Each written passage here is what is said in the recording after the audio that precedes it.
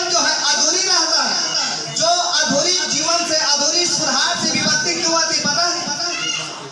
जब हम प्रार्थना कर रहे हैं, दुआ कर रहे हैं, एक के जीवन से दुष्ट आत्मा निकल गई तो वो फिर से एक घर में घुसता है। किसके जीवन कमजोर है?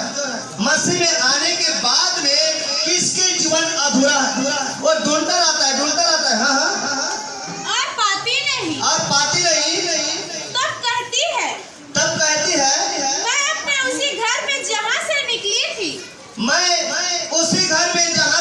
थी लौट जाऊंगी और लौट कर उसे सुना झाड़ा बुहारा और सजा सजाया पाती है। और लौट करके उसे सुना झाड़ा बुहारा सजा सजाया पाती है। सुन लीजिए, एक मनुष्य में से दुष्ट आत्मा तो निकल तो जाती है, लेकिन उसके फिर से कोई अनगिनत काम करने के वजह से उसके जीवन में फिर से वो समा जाती है। समझ रहे हैं? अगर आप प्रभु यीशु मसीह के पास में आए हैं तो परमेश्वर के वचन के द्वारा ब्लेस हो जाइए। यीशु मसीह के समर्थी नाम से मनुष्य का जिसमें से दुष्ट आत्मा निकली होती है और उसे झाड़ा बुहारा सजा सजाया पाती है तो और भी क्या हो जाती है? और भी बुरी हो जाती है, क्योंकि सात बुरी गंदी आत्माएं उसके जीवन में प्रवेश कर लेता है। तो जो पहले जो हरकत कर रहा होता है उससे ज्यादा हरकत सात गंदी आत्मा समाज जाने से करता है। मैं आप लोगों को बताना चाहता हूँ, अधूरे सुधार से विपत्ति क्यों है हमारे जीवन में? हम यहाँ पर आ तो रहे हैं, उसके बाद में फिर और एक को मार रहे हैं, फिर और एक जगह में जा रहे हैं, बैगाओं के पास जा रहे हैं, तंत्र मंत्र करने वाले के पास जा रहे हैं, नाना प्रकार के पास में जा करके हम अपने जीवन को फिर से अधूरा बना लेते हैं। क्या बना लेते हैं? हम अपने जीवन को अधूरा बना लेते हैं। आपको जीवित परमेश्वर ने चुना है तो आप जीवित परमेश्वर के अधीन में रहिए। इस प्रकार के परमेश्वर के अधीन हो जाओ और शैतान की सामना करो और शैतान तुम्हारे पास से भाग निकलेगा। इस तुम परमेश्वर के निकट आओ और परमेश्वर तुम्हारे निकट आएगा। सारे बोले हालेलुया, हालेलुया। तुम में कोई दुखी है तो वह प्रार्थना करे। क्या कह रहा है? यदि तुम में कोई दुखी है तो निर्बल और कमजोर है तो वह प्रभु यीशु मसीह के नाम को लेकर के विश्वास के द्वारा क्या करे? प्रार्थना करे। यदि आनंदित है तो वह स्तुति की भजन गाए।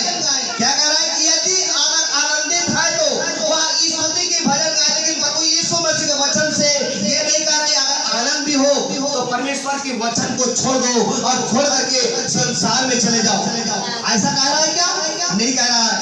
अगर आप दुखी हैं तो प्रार्थना करें, निरंतर प्रार्थना करते रहे। आपकी आज जो है यीशु मसीह पर बने रहने पाए, आपका विश्वास जो है दृढ़ता के साथ में, चट्टान के साथ में, यीशु मसीह के साथ में आपकी रिश्ता जो है पूरी रीति से बने रहने पाए।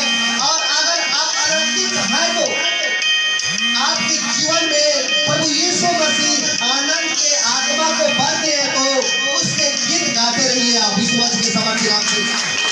के नाम से वे प्रभु यीशु मसीह के नाम से उस पर तेल मल कर उसके लिए प्रार्थना करें। उसके लिए तेल मल करके उसके लिए प्रार्थना करें और विश्वास की प्रार्थना के द्वारा रोगी चंगाई को प्राप्त कर लेंगे। समझ के समर्थी नाम से क्या कर रही जगह में? विश्वास के प्रार्थना के द्वारा अगर तेल मल करके विश्वास के द्वारा प्रार्थना कर रहे हैं तो बड़ी विश्वास के प्रार्थना के द्वारा रोगी बच जाएगा। समझ के समर्थी नाम से। और प्रभु उसको उठाकर खड़ा करेगा। और प्रभु यीशु मसीह उठा करके उसे खड़ा करेगा, चट्टानों में खड़ा करेगा। समझ के समर्थी नाम से। आपको धूरे से उठा करके चट्टानों में खड़ा किया है। आप उस बात को याद कीजिए। आप याद कीजिए कि कहां से आप गिरे थे और कहां से खड़े हुए। और यदि उसने पाप भी किए हो सुन लीजिए क्या कह रहा है? और यदि उसने पाप भी किए हो तो उनकी भी क्षमा हो जाएगी, क्योंकि प्रभु यीशु मसीह हम पापियों के लिए आया है, धर्मियों के लिए नहीं आया था। लेकिन आप दोबारा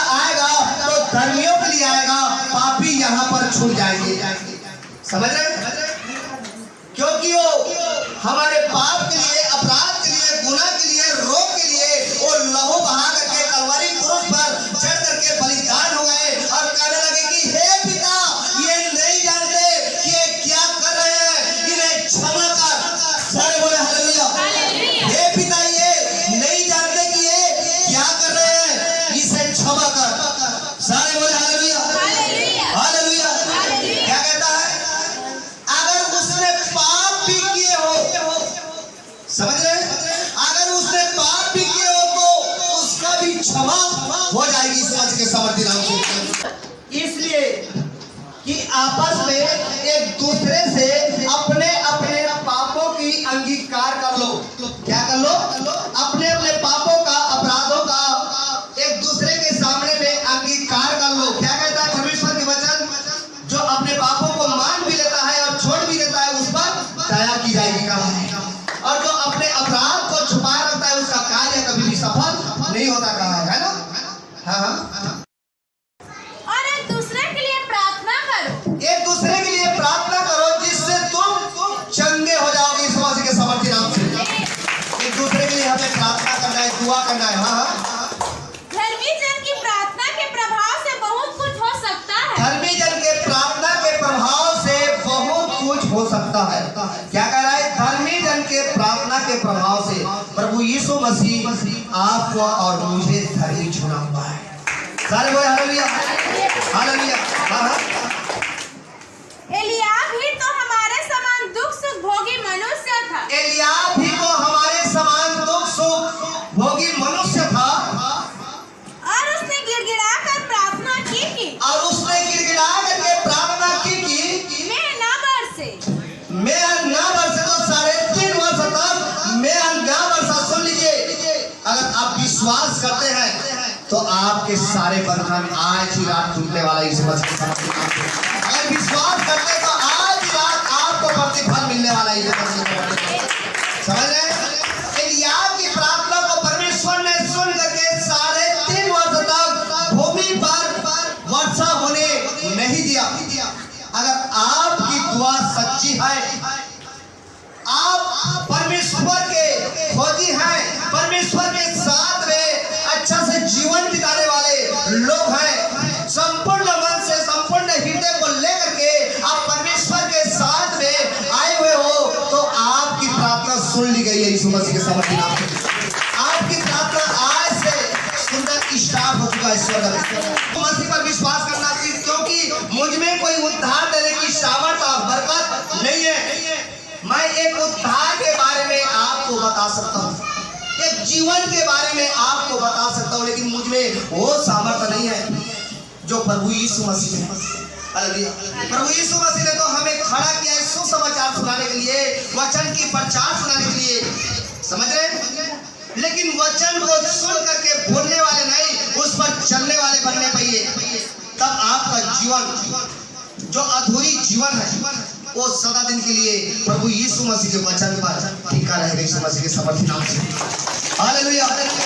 मैं आप लोगों को बोलना चाहता हूँ कि आपका मुंह का फल सृजनहार है। जो आप चाहेंगे वो हो जाएगा आपके लिए यीशु मसीह के समर्थी नाम से। लेकिन बुरी लालसा से आप परमेश्वर से मत मांगिएगा, जो आपके काम जो है अधूरा हो जाएगा। अधूरे सुधार से विपत्ति भी आता है ना, पढ़े, लेकिन अधूरे मन से नहीं मांगना है। हमें पूरा विश्वास करके मांगना है कि मेरे लिए हो चुका है, मैं पकड़ चुका हूँ, मैं पा चुका हूँ, उस मार्ग पर चल चुका हूँ। आपके लिए हो जाएगा इस मसीह के समर्थन से। आपके विश्वास अटल रहेगा। आप जिस विश्वास से आए ना, वो विश्वास के द्वारा आपके जीवन में परमेश्वर ऐसे ऐसे कार्य को करेगा।